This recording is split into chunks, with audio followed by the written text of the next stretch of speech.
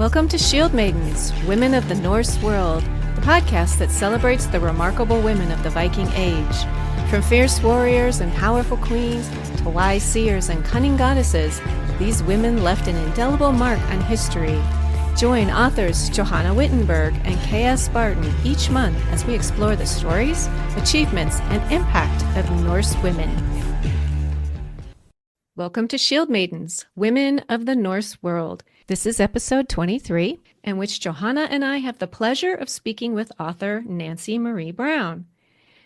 I'm K.S. Barton, the author of the Norse family trilogy, in which a young Viking woman and a Viking warrior are caught in a deadly blood feud between two brothers. And with me is Johanna Wittenberg. Hi, Johanna.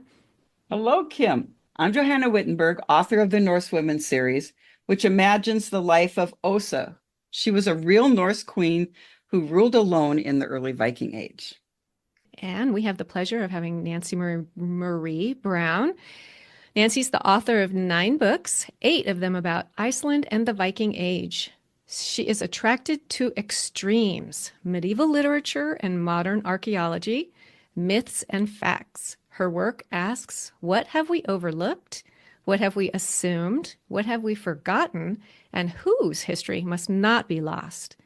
Her books have been favorably reviewed in The New Yorker, The New York Times, The Economist, The Times Literary Supplement, The Wall Street Journal, The Boston Globe, and many other publications, as well as on National Public Radio.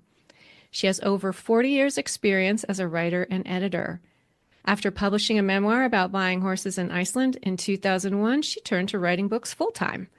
She traces her love of Iceland and her fascination with the Viking Age to a college class she took on comparative mythology. She holds a master's degree in comparative literature from Penn State with a special interest in the Icelandic sagas. Welcome, Nancy. Welcome. Thank you. It's nice to be here.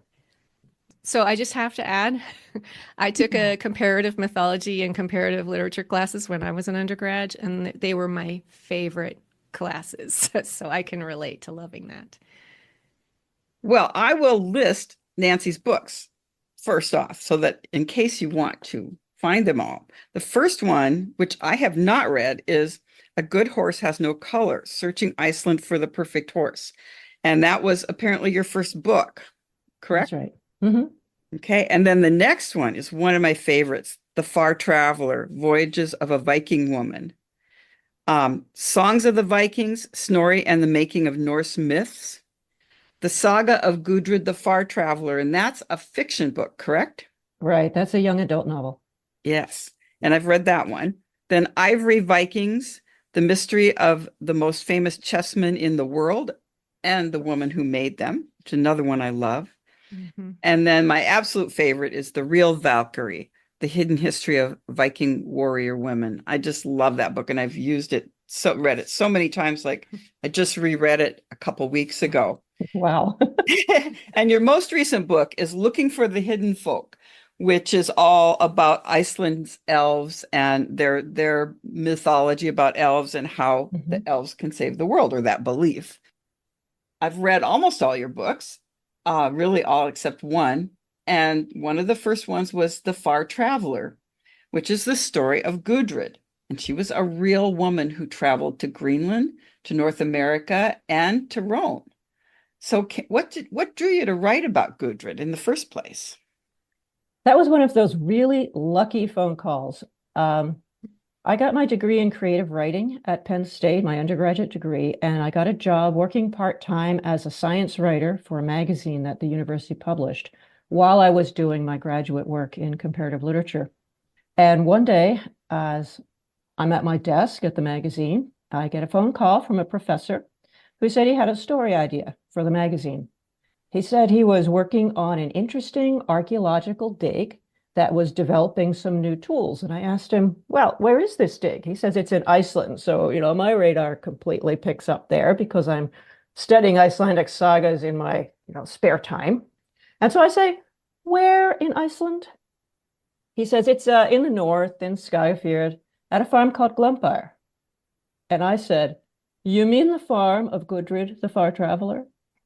Now, how many science writers in American universities in 2002 would have answered him that way. I think I'm probably the only one.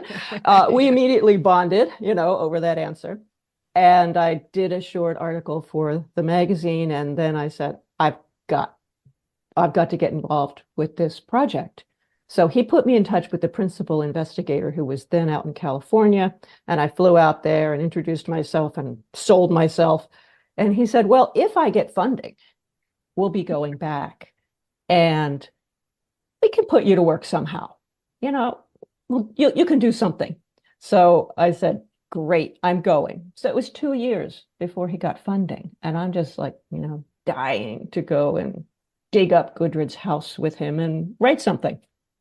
So I worked with my agent and I developed a proposal for a book about archaeology. This was a book about, how science is finding new things in the ground and the technology and the techniques and stuff that, was very interesting to me as a science writer. And it just so happened that the example I was using was in Iceland and had this interesting woman involved. Well, an editor at Harcourt got the proposal from my agent, and she called me and she says, I love it, but can you turn it inside out? She said, instead of telling the story, using the story of Gudrid to tell us about modern archaeology, can you just put the archaeology in the background and tell us the story about Gudrid? And I said, are you kidding? You're going to let me write a book about a saga character? But of course. That was like, it never would have occurred to me that somebody would want me to write a book about Gudrid the Far Traveler. So, it still astonishes me that this book came out 22 years ago and people still want to. I started working on it 22 years ago and still people want to talk about it. So there's something about this woman that is just so magnetic. And when you read the sagas, by then I had read everything in translation and a lot of things in Old Norse that hadn't yet been translated into good modern editions. I didn't like them. I didn't like the Vinland sagas, the sagas about Gudrid. They're kind of boring compared to some of the other sagas. Really, she's like dull. And at one point, my thesis advisor said she was going to put a saga in her general literature class because I was such an advocate for sagas. And she said, I'm going to use the Vinland sagas. And I said, no, Carrie, don't use the Vinland sagas. It'll just turn people off. They're so boring.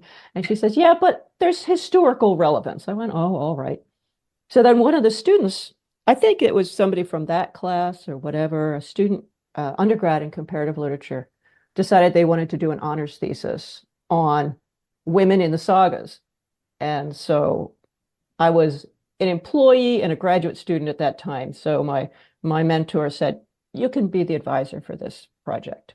So I had this student do a comparison of 3 or 4 women from the sagas, and Gudrid was one of them. And I still remember this young woman turns in a paper that pretty much said, Gudrid is so boring. Why would anybody care anything about her? And I thought, yeah, that's sort of what I'm feeling too. Except I got invited to go on an archaeological dig that's going to dig up her house. And I started reading sort of like between the lines of these sagas.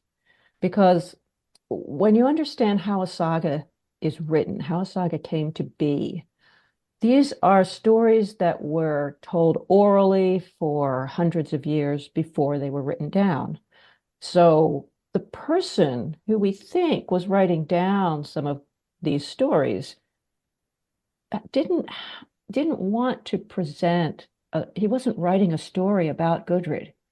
He was writing a story that was going to get somebody the position of bishop. He was writing to enhance somebody's reputation. He was writing, to claim history, and he was a churchman. And he was not interested in women's issues at all. He was not interested in women's status, which was completely different in the 13th century than it was in the 10th century. So what he tells us about Gudrid is very, very little, and you sort of have to hunt and peck to see that she really was as important and as interesting as she was. So much of what I did in The Far Traveler was sort of uncovering those clues as to what Gudrid really did and how important she really was in her world. And my conclusion was that she not only went from Iceland to Greenland to North America, but she was the one who instigated the trip to go from Greenland to North America in order to settle there.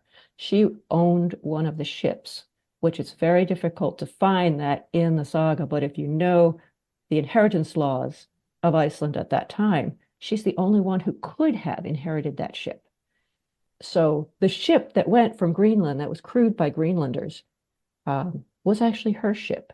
And then the man she married from Iceland, Thorfinn Karlsefni, he took two other ships that he had brought from Iceland to Greenland just for the regular trade route. He was planning on going back home to Iceland until he met Gudrid. And she said, I have an idea. Let's go west.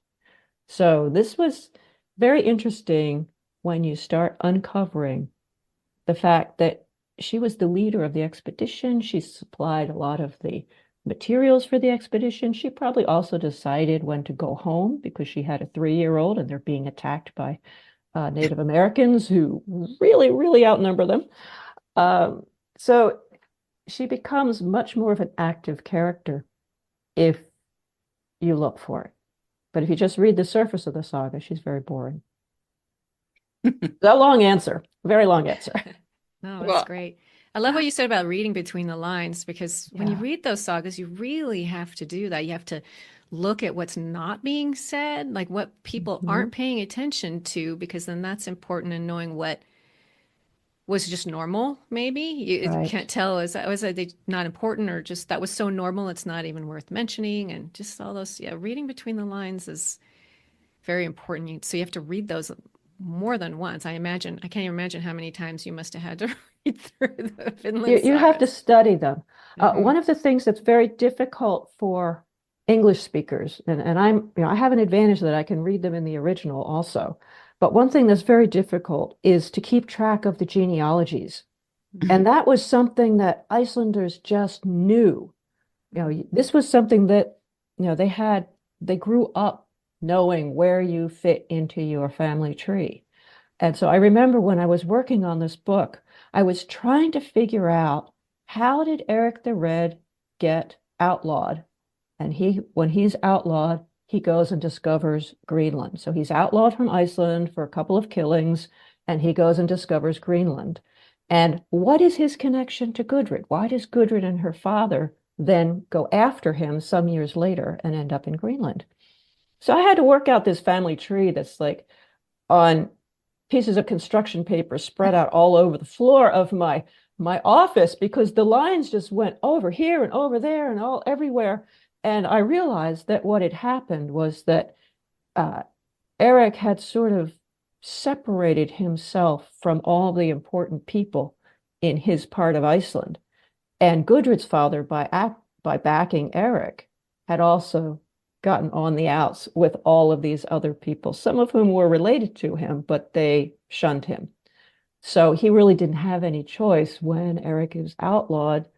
Now, Eric had nowhere else to go, so he sailed west, and Thorbjorn, Gudrid's father, ended up saying, well, my chances of making peace with all these people that I have pissed off here in this part of Iceland are pretty small, so I may as well go to Greenland too. So that was kind of an interesting scholarly project. I mean, now you can, if you have access to the Icelandic database, you can find this stuff out really, really fast. But I didn't have access in 2002 when I started working on this, and certainly not before that. I don't think anybody did. Just piecing together who was related to who and who married who, and how power was collected in the west of Iceland was just really fascinating. Very fascinating. There's another story like that I like to share. For people who read the sagas in translation, they really have to trust the translator, because there's this one word that they use to describe Gudrid and many other women, and it is skrörungur, and it is impossible to translate. My favorite one is William Morris, I think it is, who calls it a skrörungur when applied to Gudrid is a very stirring woman. She's a woman who stirs up trouble. She's a woman who stirs up ideas. She's a woman who stirs up thoughts. But this is a very common word when applied to men. And when it's applied to men, it is always translated as a leader. He was a good leader. He was a skrörungur. He was a good leader. And then when it's applied to women, they have to come up with some, women can't be leaders. So what is she?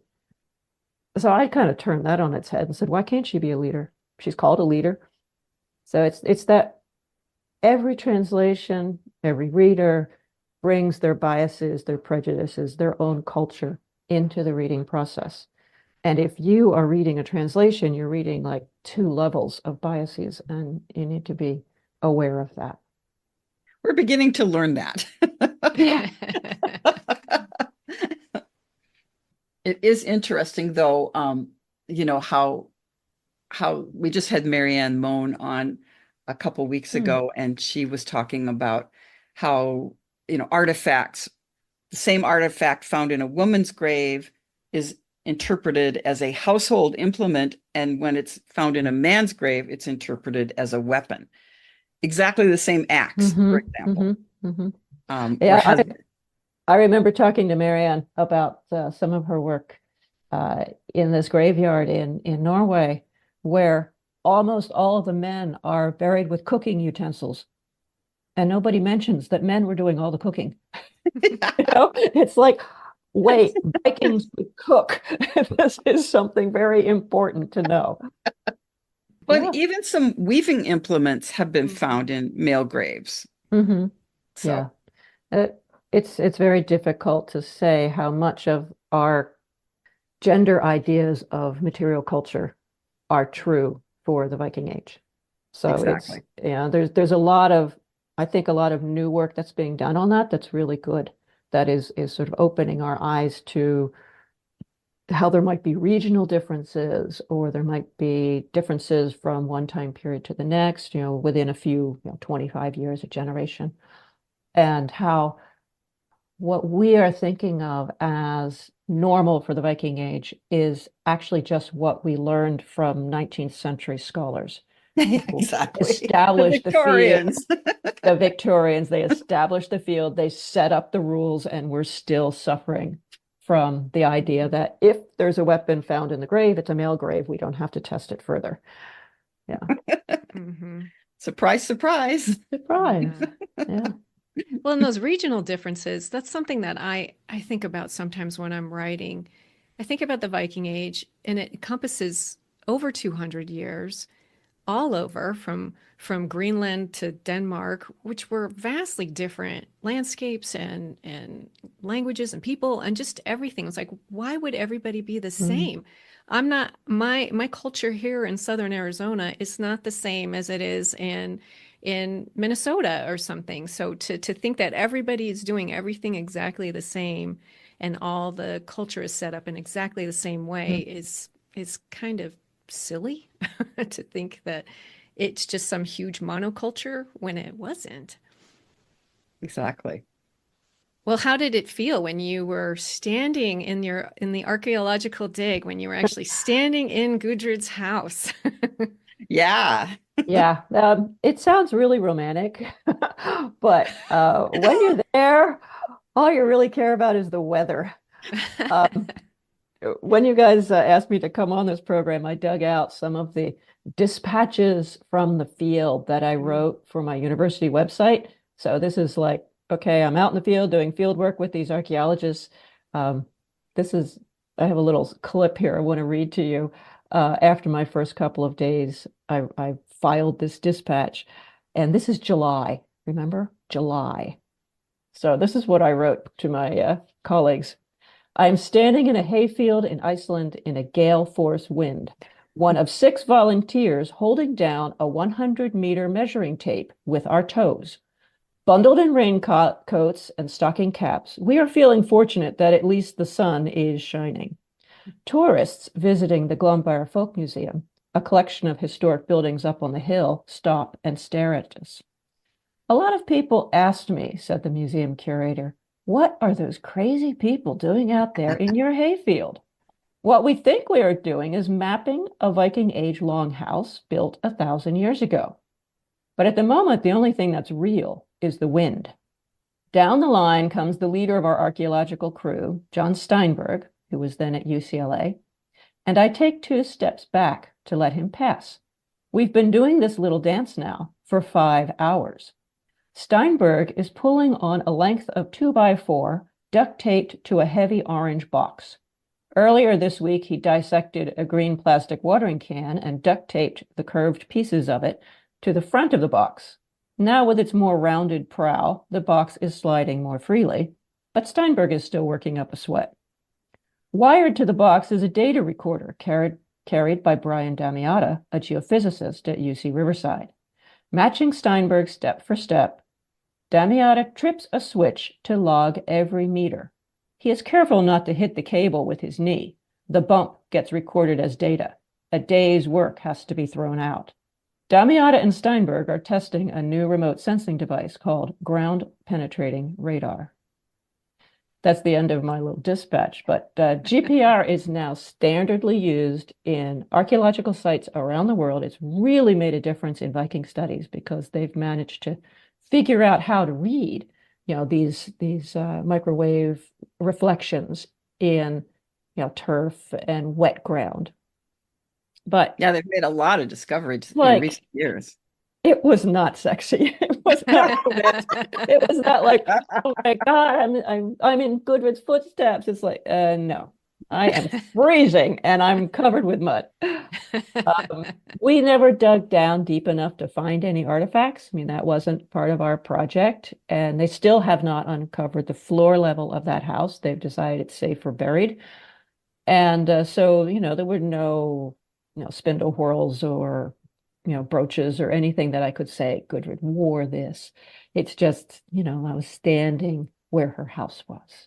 Mm. And yeah, that's very exciting. But I have stood in where the houses were in a bunch of saga characters, farms, because there really is so much of the sagas still alive in Iceland.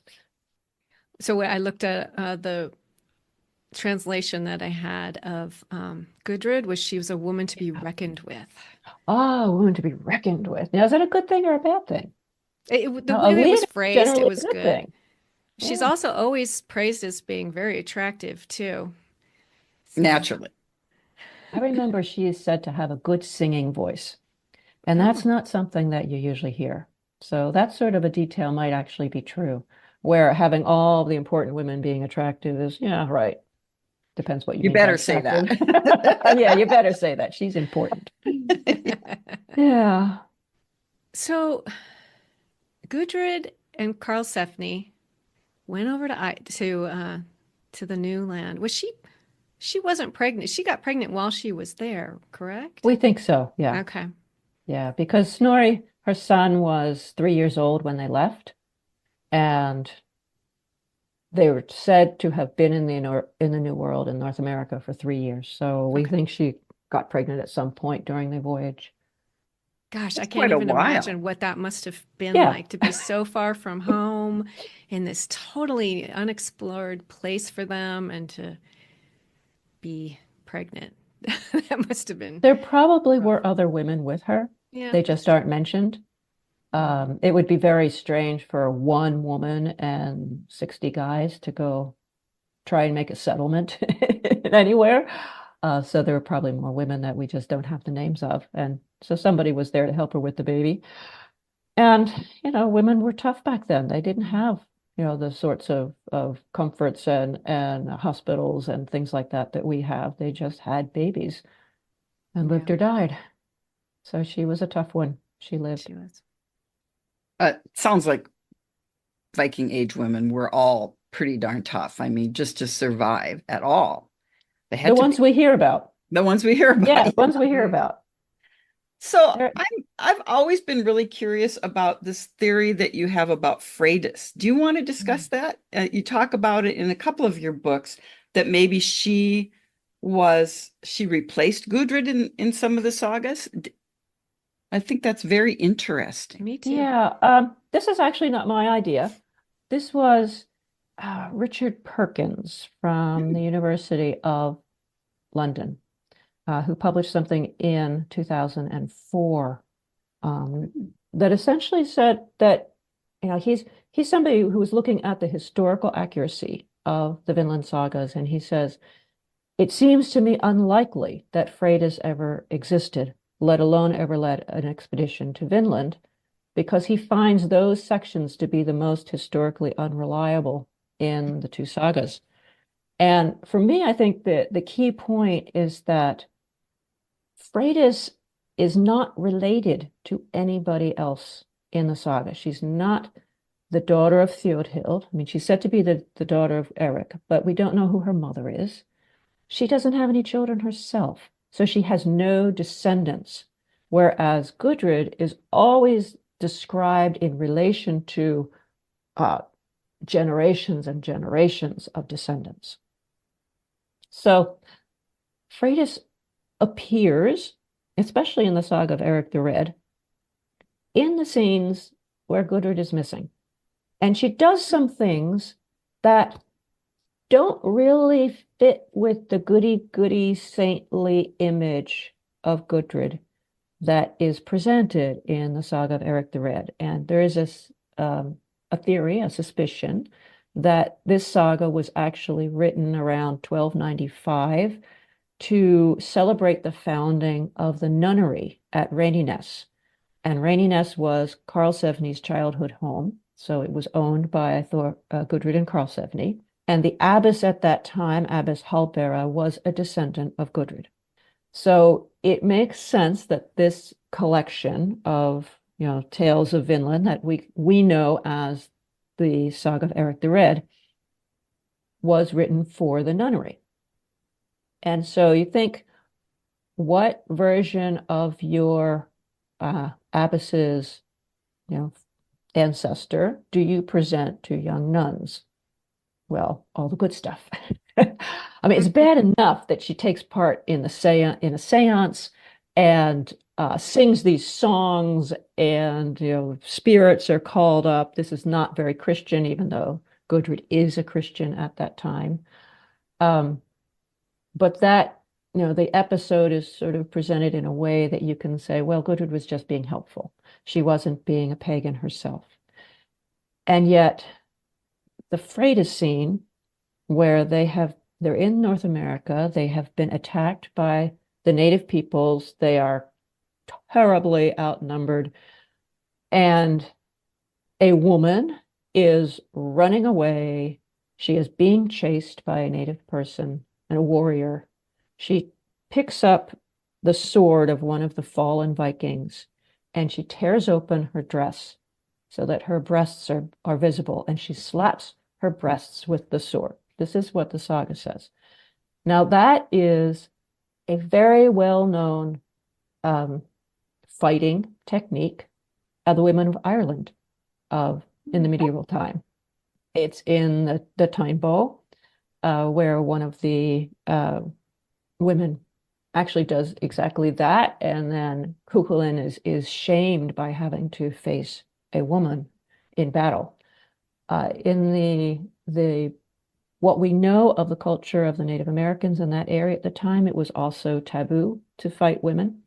So for her to display her breasts meant, I am a woman and I am also a fighter, when she has a sword in her hands. In the saga, it's Freydis who does this. She's also pregnant. The only person who has a child in North America is Gudrid.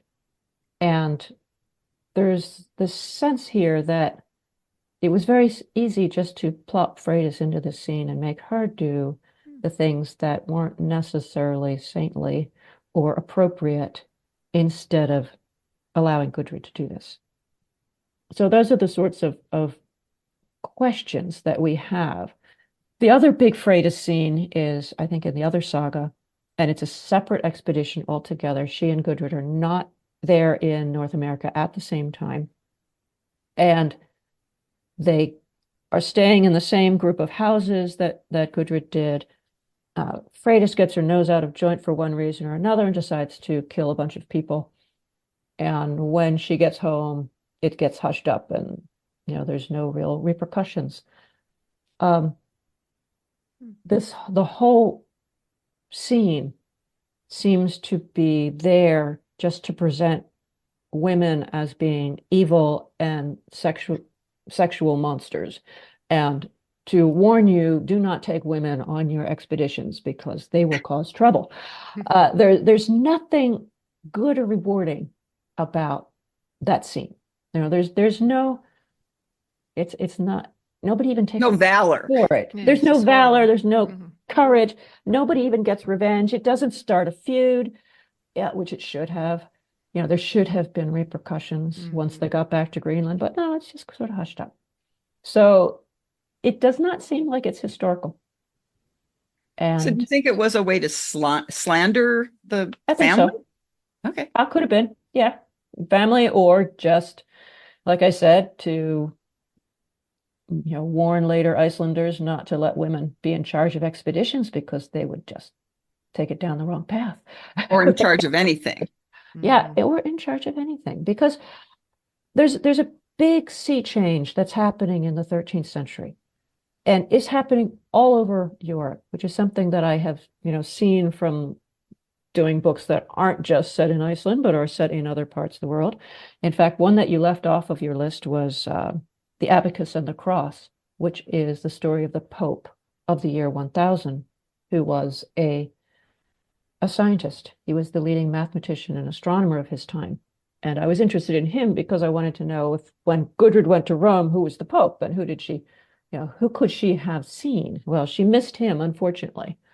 And the popes after him got more and more against women, until by the 13th century, the church's official position for a couple hundred years had been that women could not have positions of power, women could not, play a role outside of the house. None of this was true of Christianity in Gudrid's time. This was a change that happened between her life and when her stories were written down, that women were squeezed out of Christianity, that Christianity became more hierarchical, more focused on Rome instead of being regional. There used to, when she was alive, your local bishop made the rules, but a few years later, the bishops then came under the control of the archbishops. A few years later, the archbishops came under control of the Pope, and kings no longer got to pick their own bishops and things like that. So there was a lot of changes in the hierarchy and in the structure of Christianity that would have affected the way Gudrid's story was told. So by 1295, it was no longer appropriate for a woman to lead an expedition anywhere. In the year 1000, it probably was. It's very ironic when you consider that women were instrumental in bringing Christianity to Yes. Scandinavia and many other places. They were the ones who really promulgated it socially. They did. They did. And the Christianity that they brought the year 1000 is very, very different from what was there in 1300 and from what we have today. When I read, when I wrote Abacus and the Cross, I really developed what was Christianity like in the year 1000, and it was a very peaceful, peace-loving, intellectual kind of religion. There was a lot of respect for nature and for differences. There's a lot of tolerance. It's very different than what medieval Christianity became. Well, then Yeah. that makes some sense that the women would be drawn to it, especially in a place like Iceland where all these blood feuds and just you'd think at some point, I know that a lot of the sagas show the women as often instigators of these feuds, but you'd think at some point they might be like, I don't want to lose my husband and my sons and my father, and they might be the ones going, let's put a stop to this and find another way. Again, you have to remember that the sagas were written Mm, by people true. after this change happened. So they were written in the Mm, 1200s, the 1300s, and later. We think probably by men. They weren't all churchmen, but they were all church educated. So they all had inculcated these mm, ideas about women that were forced upon them in the late 1100s. I mean, Iceland really tried to resist a lot of these rules about who could marry who and this kind of thing, and whether women could speak out in the meetings and things like that. The very earliest stories we have of Christianity coming into the Scandinavian world, the one thing about Christianity that impressed the women the most was that a woman was not defined by her relationship to a man. So she was not defined as the mother of, or the wife of, or the daughter of a man. Her soul was equal to that of any man. And to show this in the churchyards, in the grave, in the cemeteries, the graves of women were on one side of the church, and the graves of men were on the other side of the church. You were not buried in family unions. So you were buried as equals.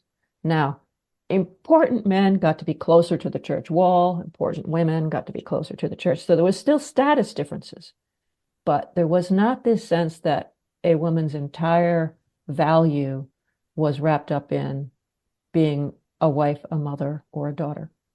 mm. So that was very attractive to women in the late 10th century when the missionaries were bringing the idea of Christianity into the North. And that's an idea that went away. Mm. The idea that was completely wiped out by the 13th century. Women were again totally defined as being the wife, daughter, or mother. And the Norman conquest had quite a bit to do with that throughout Europe, because that's when Roman Catholicism was promulgated instead of Celtic Right. Right. Christianity, which was, as you described it, a much Hmm. different religion. It was much more scholarly, and Right. that's where many people went to be educated. And But even in 1066, the church in France was not so bad. oh, It really wasn't, because the bishops were under the control of a king, not under the control of an archbishop and a pope. And kings had different ideas. So bishops had a lot more freedom to organize their churches the way they wanted to. And learning and church schools were very important. There were vibrant debates within Christianity about how certain rules should be interpreted and whether, you know, people need to wear certain things. And uh, marriage was being debated. Was that a sacrament or not? I mean, that came very mhm, late, that marriage Mm. was actually controlled by the church. In exactly. around the year 1000, it was totally a social economic um, compact between two families. It had nothing to do with religion. Well, after a few hundred years, it was totally under the control of religion. So a lot of things changed. A lot of things changed. And Gudrid is established, early in the sagas, that Gudrid's family was Christian. But as you say, they were Celtic Christians. They came from Scotland. One of her ancestors came from Oh, Scotland. Mm. And so she is a mix of Scottish and Norse ancestors. One grandfather was Scottish, one grandfather was Norse.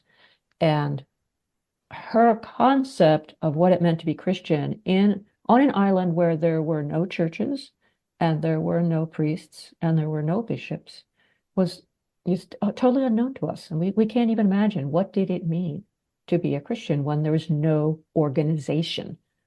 So yeah, how she interpreted it is very different even than how the sagas interpret it a couple hundred years later. it's I was amazing. thinking about something you were saying about the ghosts, because that's Hmm. in both stories. When her Hmm. husband dies from some kind of sickness, and then she sits like by his side, and he doesn't he call out to her 3 times, and then he kind of gives her like, here's what your life's gonna be like. And Yeah.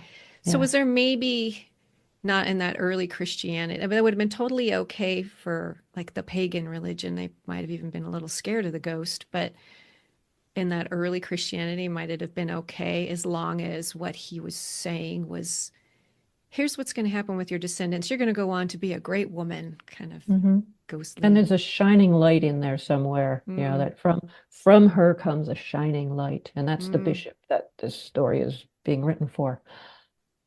Remember that at that time, the saints were very, very important to Christianity. So saints and ghosts and prophecies and omens, they all kind of cross that pagan Christian boundary. mm. So in that part of the saga, it is not unchristian for her to have a prophecy.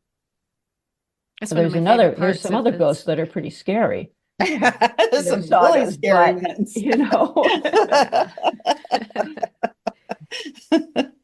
So I was thinking about what you were saying about, that women aren't very often shown as peacemakers, but there's one saga, and I don't remember which one it is, but there's one saga in which these men are starting to fight over something, and the women throw clothes on their weapons so Yeah, they can't. yeah.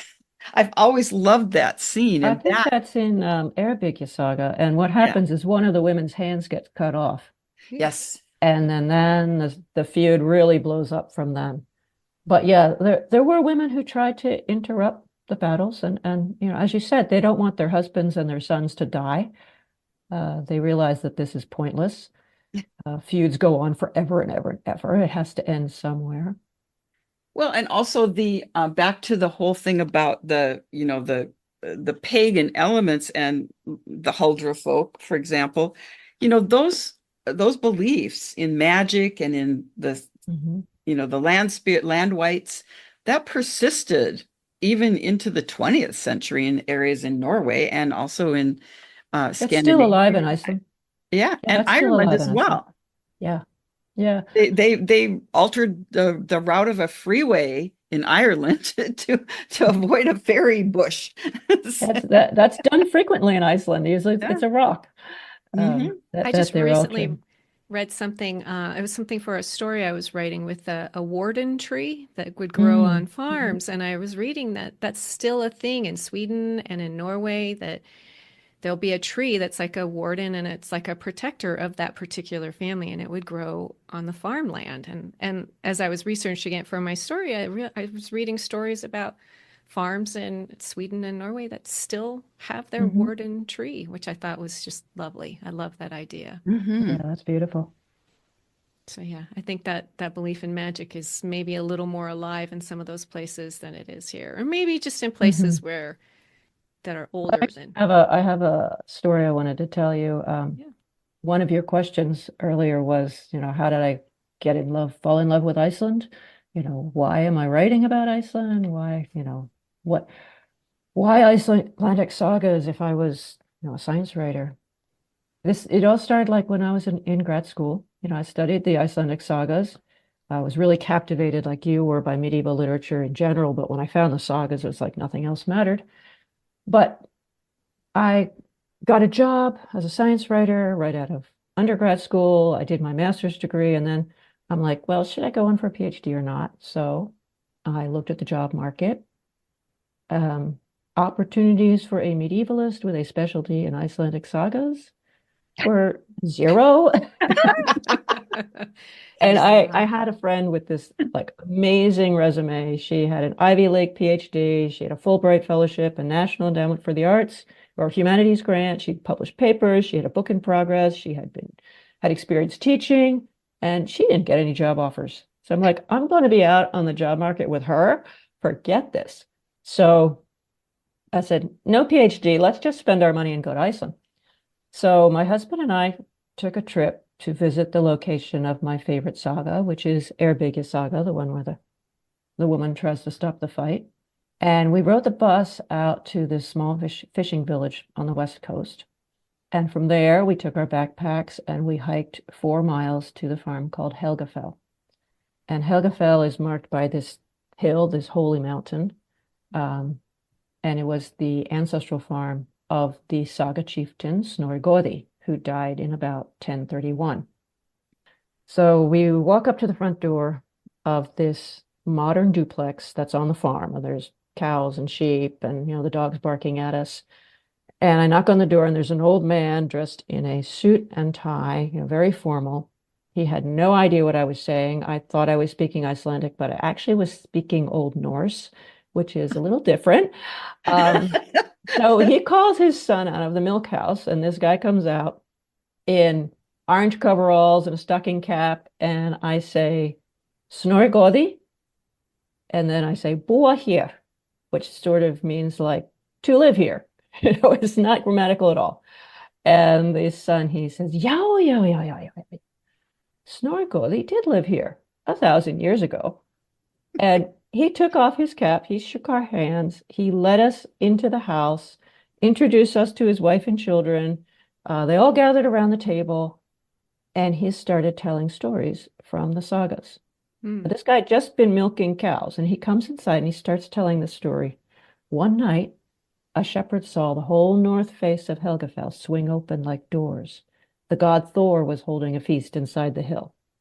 And he looks at me, nodding his head. I'm like nodding back, like, yeah, I recognize that story. I knew enough Icelandic. I could recognize the story, even though I couldn't tell really what he was saying. And since then, I have been in a lot of Icelandic kitchens, and they have told me folk tales. They have told me tales from the sagas. They have explained how certain mountains got their names. They have taken me on horseback rides to a place where there was a magical spring, this sort of thing. And it's just all of this medieval culture, this stuff that we study in college as if it's just book learning is alive there. And the people know it, and they share it, and they are so thrilled when you say, yes, I know that story. And what about this one? Do you remember that one? So it's really, it's a wonderful culture. That's great. That's lovely. Well, and in one thing I discovered as I was researching is that, in Viking times, there were no skeptics. No. I mean, none. They believed, and even in early medieval, they believed in all these spirits and ghosts and witches. I mean, they weren't make believe. It wasn't until pretty recently that people didn't believe they existed. Yeah, it's very recent. It's very recent. And I think it's just sort of a blip. I think we're going to go back to believing because there's really, no other way of appreciating and living in the world if you don't accept the wonder of it, if you don't, feel the awe and the power of nature. I mean, it's making itself felt right now that Yes, it the is. earth is still very much alive, and there's very much about it that we don't understand. And when you look at different cultures, I'm right now reading a book of folklore from Japan and seeing that the Japanese yokai are very much like the Icelandic elves. There's like so much crossover over these invisible beings that inhabit nature and that can be positive or negative depending on how the humans approach them or interact with them. And that there is this sense in both of these cultures from opposite sides of the world that humans are not really the center of the universe, that we are just a part of something much, much bigger, and we don't understand as much as we think we do. I was just in Japan back in May and June. Wow. And I was in a smallish town because I was there for an Aikido thing, a martial arts thing. And we were just kind of hiking in the forest near where the dojo was. And Oh, I kind of split off from the group and I went deeper into the forest. And it'd been really rainy in the morning and everything was kind of damp and foggy. And I got to this one part on the trail and I just stood there and I just had this overwhelming feeling like the spirits are here. Like they are Mhm. alive and well in this particular forest. And it just like gave me chills. And then everybody caught up and everybody was talking and it went away. But yeah, I can see that about Japan. I felt it a few times when I was there, especially when we were not in touristy areas, especially when Yeah. we were in places where it was a little bit off the beaten path and I would just kind of be alone and go, yeah, yeah, it's still alive here. Hmm. And I live near a rainforest in the Mm. Pacific Northwest. In fact, I pretty much live in a rainforest. And I can feel it all around, especially when I go deeper into the woods. And it's Hmm. definitely a strong, strong feeling. Hmm. But you have to be open for it. You Hmm. have to Well, listen. Yeah. and Hmm. there's the concept of forest bathing, which is a Japanese Yeah. Mm, concept that's right. starting to get introduced into the US, but Hmm. where you go into a forest and you just, you know, let it, I don't know, commune with it, I guess is the best word for it, but you don't do anything. You're just open to it. Hmm. And you Hmm. can feel it. You really can if you just, especially in a place like that where it's so powerful. I guess what I do in Iceland is lava field bathing because I'll go out into the Ah! middle of a lava field where there is no one. There is Hmm. nothing but lava rocks and moss and little bitty flowers and some birds and I'll just lie there and look at the mountain, and Mm. feel, the I don't know, the beauty Hmm. But it's a living beauty. It's not a very passive, much, it's not very like much. looking at a picture of something. No, no. It's being in the middle of it And and you have being to and part you of have it. to be alert Hmm. Mm. because in Iceland the bad spirits, I guess you could call them, come in the form of the wind, as I was explaining earlier. Mm. And the weather changes very, very quickly. So you can be, sunbathing in the middle of a lava field, you know, I always have a pot of tea with me, a thermos, I'm drinking my tea, I'm eating my crackers, and then suddenly it starts pouring rain. And, the wind is driving in my face. And I'm like, how far am I from the car? You know, if you're not prepared, if you don't have that backpack with the rain gear in it and the hat and the mittens and the extra chocolate, you might not make it back to the car. I mean, people have died of exposure in Iceland in the summertime because they weren't paying attention. Mm. And that's also, part of this being in a world where you realize that, the world itself is alive around you. It's not there to protect you. It's not there for you to play in. It's not, your playground. It is there for its own purposes, and you are invited to come along to enjoy it if you are respectful.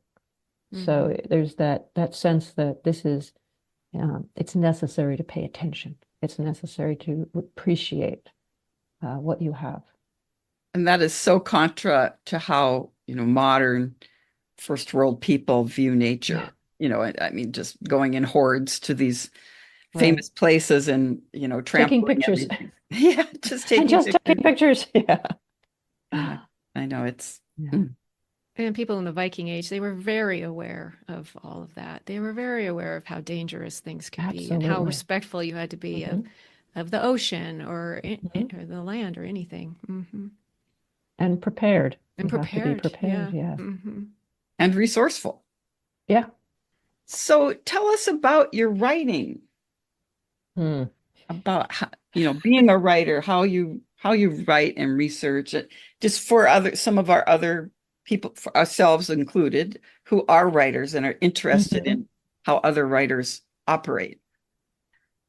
Well, when I was writing the books on your list, um, since like 2002, I left my university job in 2002 and became a full-time freelance writer and editor and wrote these 9 books.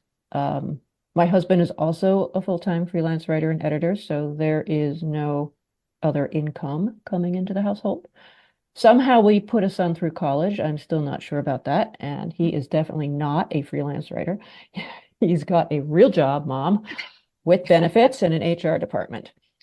Um, for each of the nonfiction books, it takes about 6 months to research and to write a proposal.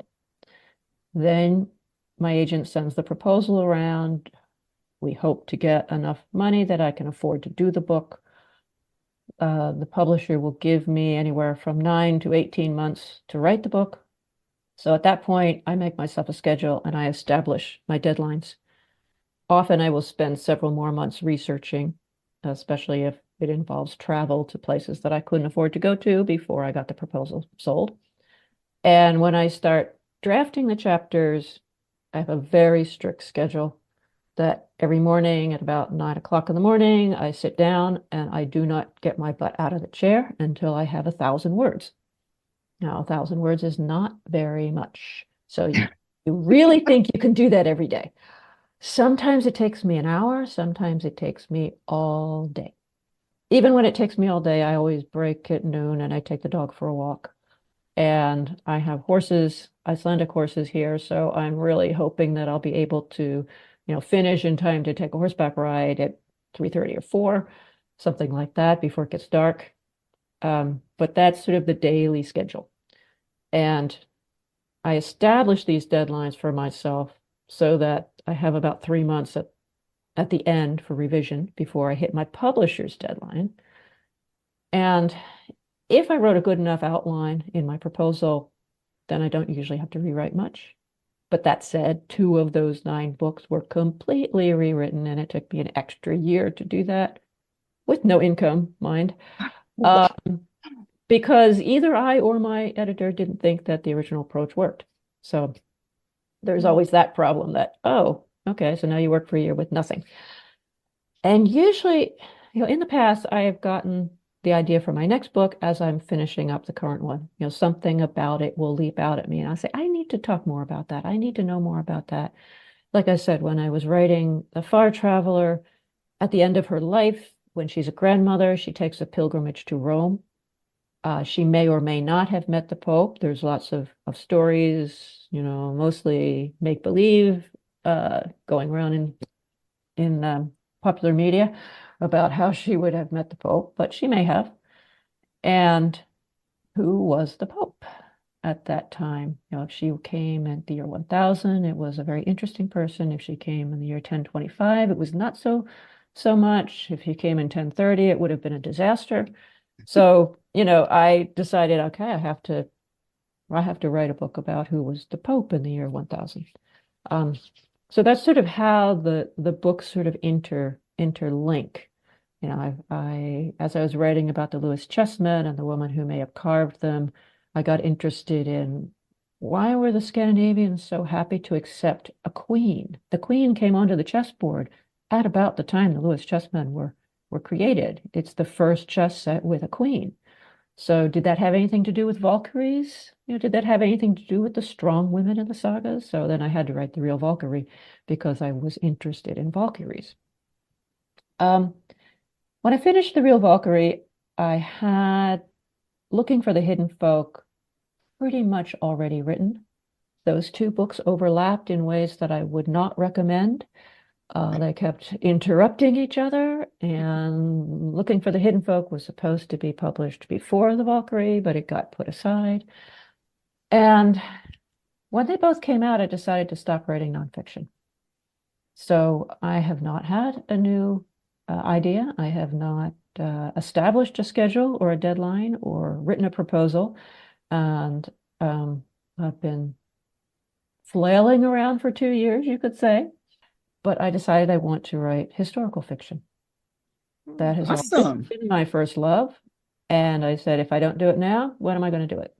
So I have been spending a couple of years, I have an idea, and I've been spending a couple of years trying to teach myself what is the difference between fiction and nonfiction. And it's a long, slow haul. It's like going back to college again. It's like, oh, you can't do that. That's nonfiction writing. So I'm still working on it. Nice. Fascinating. Yeah. That's very exciting. I read a lot. I read an awful lot. Yeah, I think research is probably the biggest part of historical fiction as it is in any other kind of writing. And that's probably why I became a historical fiction author, is because I love the research. I'm happy to spend, hours and hours reading nonfiction to supplement my fiction or to inspire my fiction. Well, I'm setting this story in 13th century Iceland, and the character is one of Snorri Sturluson's daughters. Wow. And I've written a biography of Snorri Sturluson, so I know him and his family pretty well. At least two of my books, the Ivory Vikings and the Song of the Vikings, take place in that culture, in that time period. So I thought I'd already done the research. No. I keep coming up with these questions that, I've got, 4 filing cabinets full of stuff. I've got it all cross-referenced on my computer. And it's like, what was King Haakon really like when he was a boy? It's like, oh my gosh, that takes weeks. It does. Read this saga again, come up with that. And I can unfortunately do that for hours and hours too. I did, in advance of this interview, look up a description I had done when I presented the first historical novel I have written, the young adult novel about Gudrid the Far Traveler. I presented that to a school classroom, and I calculated that I had read and taken notes on 350 books or scholarly articles in English and Icelandic on the topics of folklore, sagas, manuscripts, turf house building, ecology, soil science, sheep farming, climate change, the history of Christianity. That's in addition to volunteering on the archaeological dig for 6 weeks. And then I interviewed in person 35 archaeologists and historians of the Viking Age in Norway and Denmark. I interviewed experts in shipbuilding and navigation, ivory carving, skeletal studies, textile production. I went to Greenland. I visited her home sites there, and I learned about iron making, driftwood carpentry, and other subjects. Then I went to Newfoundland, which is the only verified Viking settlement in North America. And I consulted also with British experts on Viking burial practices and Americans who study Old Norse law codes and the status of women. I sailed in a Viking ship twice, and I have ridden by horseback across the center of Iceland. I've also owned and ridden Icelandic horses since 1997. So it's like a lot of research. It's not just book research. It's also boots on the ground research. And I don't know if I have that in me again. This was 20 years ago. So like I said, I was hoping I'd done all the research I needed to do for this historical novel, but it is telling me otherwise. Oh, no. Sometimes there's little things like, were they using forks or, like just, oh my gosh, yes. I mean, just random little things like that. You come across, they're doing something, they're walking somewhere and you're going, exactly. Wait a minute, what were the backpacks made out of? Or just would your sheepskin shoes have held up for that long? Right. Or did she need to make herself a new pair halfway? Yeah, it's just, oh my gosh, all kinds of little details. And that's what I really fascinating. That's what I appreciate about good historical fiction, is that they get the little details right. Plus, then you have to Until learn some archaeologist proves them wrong. There's that. Yeah, there's always that. Right at the time. I think Sharon K. Penman said that she back when she was writing one of her books about Richard the Lionhearted. They said he was gay because he had slept in the same bed as the King of France, and so she kind of went with that. And then they learned, well, that was just kind of common practice for these people to share beds. Yeah. And so now she's like, well, I've got this whole book but things have changed. He could have been. He still could have been. Yeah. Could have been. Yeah. Yeah. But it was such a, so strongly perpetuated at the time that, it was just a given. So. Yeah. Do you have any particular authors or books that inspired you, either fiction or nonfiction? I always trace my interest in Vikings back to Tolkien. Sure, me too. Yeah, I discovered The Lord of the Rings, I think, when I was 13. And from then through college, it was my favorite book. When I went to college, I actually thought I went into a creative writing program. I wanted to learn how to write like Tolkien. I wanted to learn how to write fantasy. And of course, the professors said, "Oh, we do not study genre writing in No. college." No, no, no, no, no. So I don't remember how I got this idea, but I read a biography of Tolkien, the classic one by Humphrey Carter. And I learned that he had read the Icelandic sagas and that he and C.S. Lewis had a club where they translated sagas for fun. And I said, okay, if this is fun for Tolkien and C.S. Lewis, I want to know how to do it. So I spoke to my advisor, and he said, down in the basement of the building, there is a retired professor of folklore who has an entire bookcase of sagas. Go talk to him. So I went and talked to him, and he was delighted to have an independent study student. I read all the sagas he had on his shelf, and then he said, well, you've run out of my shelf. You need to go 2 flights up and talk to the professor of German who can teach you Old Norse. And so I did that, and he was not thrilled to have an independent study student. He was not that kind of guy.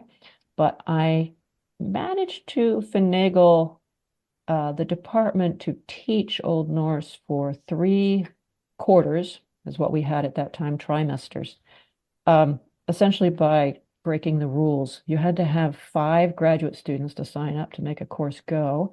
And so I bribed some of my friends to sign up for the class and then to drop it. And so there were 3 of us that actually did the whole sequence of 3 courses, but I got Old Norse. And I would say that those classes, studying, the sagas, the comparative literature class I took when I was very early on in my career, where I was introduced to Snorri Sturluson and the Prose Edda. The translator was Jean Young, and I will always be thankful for her for having put together a small classroom edition of Norse mythology so that I could learn about Snorri. But I would say that after Tolkien, it's the sagas and most especially the work of Snorri Sturluson that has made me a writer. And, in my opinion, these are some of the best books ever written. So I would encourage everyone to go read a saga. Egil Saga. Egil Saga is the one that I recommend most because Snorri probably wrote it himself, and it's got everything. It's got poetry, it's got Vikings, it's got great battle scenes, it's got very strong Magic. women, got magic. Yes, yeah, it's got all the good saga ingredients. It's not about a woman though. If you want to read about a woman, then you read Laxdæla Saga. Yeah, Right. that's one of my favorites. Although Gunhild is pretty prominent in Egil Saga. Oh yeah, yes. Queen Gunhild is a wonderful character. She is. And she's a real person too. She appears in so many sagas and histories that there's no question that she really lived and really ruled Norway. So she's a very, very interesting person. Ah, that was wonderful. We could probably go on all day, but I want to respect your time. Is there any last thing you want to No, I think we have covered just about everything. Thank you. Yeah. Well, thank you so much for joining us today. It was nice talking to Yeah. like-minded people. Yes. Yes. I can't wait to read your fiction book, so please keep us posted. It's going to be a few years. Yeah. We'll keep an eye out for it. Exactly. Thank you. Thanks for listening. You can find Johanna at johannawittenberg.com, where you'll find a free short story, a prequel to her Norse Queen series. And you can find me, K.S., at ksbarton.com, where you can also find a free short story from me, a prequel to my Norse family series. See you next time.